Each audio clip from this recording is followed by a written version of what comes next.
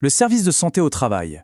Pour un dirigeant de TPE ou de PME, ces quelques mots riment souvent avec une obligation légale un peu vague, des cotisations annuelles et, avouons-le, pas mal de questions.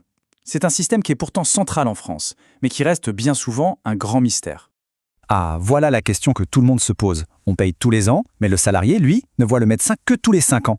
Dit comme ça semble complètement illogique, presque injuste. Mais et si cette cotisation servait à financer bien plus qu'une simple visite médicale?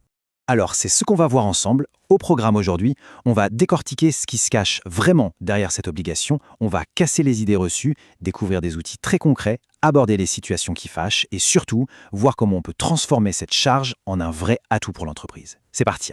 Allez, on attaque tout de suite dans le vif du sujet. La première chose à faire, c'est vraiment de mettre de côté cette idée de paiement à la visite. On va voir maintenant à quoi sert concrètement cette cotisation annuelle. Le point absolument fondamental à comprendre, c'est que votre SPSTI, ce n'est pas un simple fournisseur de services. Imaginez plutôt une sorte de coopérative. C'est une association qui a été créée par des employeurs pour des employeurs. En fait, en cotisant, on mutualise les ressources pour s'offrir une expertise qu'une petite ou moyenne structure ne pourrait jamais s'offrir toute seule. Et là, c'est la première grosse surprise.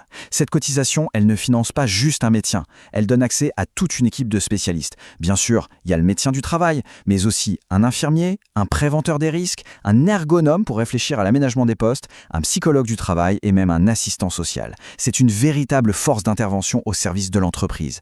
Et, point essentiel, chaque conversation avec un membre de cette équipe est bien entendu totalement confidentielle. Bon, maintenant qu'on sait qu'on a affaire à une équipe complète, voyons comment elle peut devenir un vrai partenaire au quotidien, et pas juste un contact ponctuel.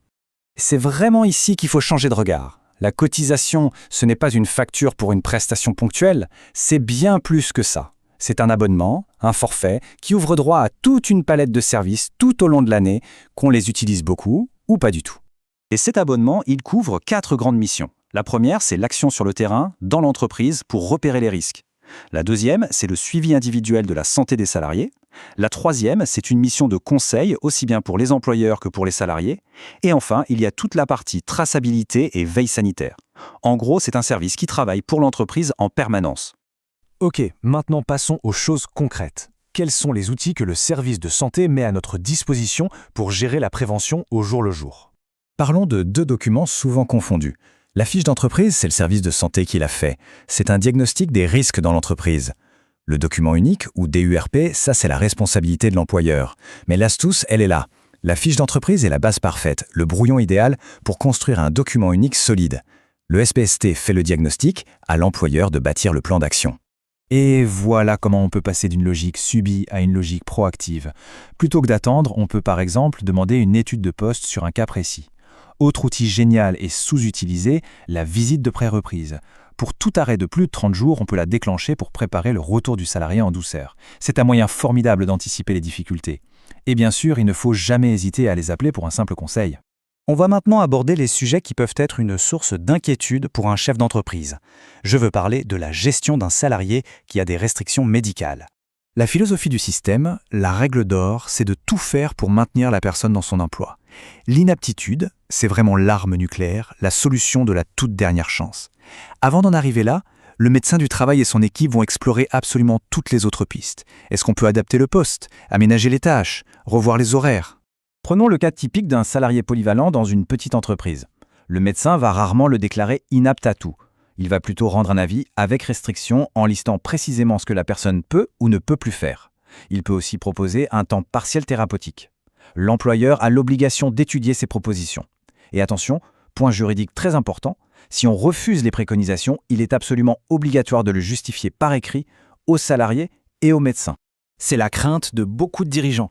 Les préconisations du médecin semblent impossibles à appliquer dans ma petite boîte. Je fais quoi? Eh bien, la loi a tout prévu. Si jamais on se retrouve dans cette situation de désaccord, il y a un chiffre, un seul, qu'il faut absolument retenir, c'est celui-ci. 15 jours, c'est le délai à compter de la réception de l'avis du médecin pour le contester auprès du conseil de prud'homme. Passé ce délai, c'est terminé, l'avis s'applique. Ce qu'il faut retenir, c'est qu'on n'est jamais dans une impasse. Il existe une voie de recours claire et légale en cas de désaccord. Abordons maintenant une idée fondamentale. La santé et la sécurité au travail, ce n'est pas uniquement l'affaire de l'employeur, c'est une responsabilité partagée. Le Code du travail est très clair là-dessus. D'un côté, l'employeur a ce qu'on appelle une obligation de résultat. Il doit garantir un environnement sûr. Mais de l'autre, le salarié, lui, a une obligation de prudence et de coopération. Il doit suivre les consignes et veiller à sa propre sécurité, mais aussi à celle des autres. C'est un vrai travail d'équipe. Cet article du Code du travail le dit noir sur blanc. La responsabilité de chaque travailleur est engagée. Un manquement à cette obligation peut d'ailleurs avoir de lourdes conséquences. La prévention, c'est donc bien l'affaire de tous. Nous voilà au terme de ce parcours. Il est temps de mettre toutes les pièces du puzzle ensemble et de voir comment ce service qu'on voit souvent comme une contrainte peut en fait devenir un véritable levier de performance. En fin de compte, tout est une question de posture. Il s'agit d'arrêter de subir pour commencer à piloter, anticiper les retours d'absence, exploiter toute la richesse de l'équipe pluridisciplinaire, s'appuyer sur la fiche d'entreprise pour son DURP.